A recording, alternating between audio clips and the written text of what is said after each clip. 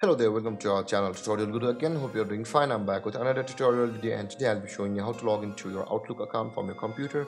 And now without further ado, let's dive right into the video. But before that, don't forget to like, subscribe and hit that bell icon for more videos. Now to log into your Outlook Live account or the Outlook account from the computer, first open up your preferred browser, as I have already opened the Google Chrome, and in the search bar click over there and type in outlook.com like this and hit enter, and then you'll be redirected to the home page of Outlook, where you can see you can also create an account from over here if you have not yet created an account on Outlook.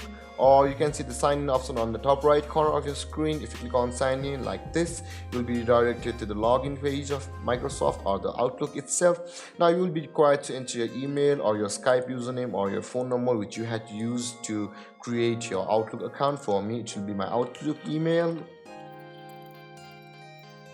And after that, you can see if you have not yet created an account on Outlook, you can click here on create one to go through a procedure from this page also. Now with that being said, after entering your email address, click on next, and after that enter your password over here like this and click on sign in.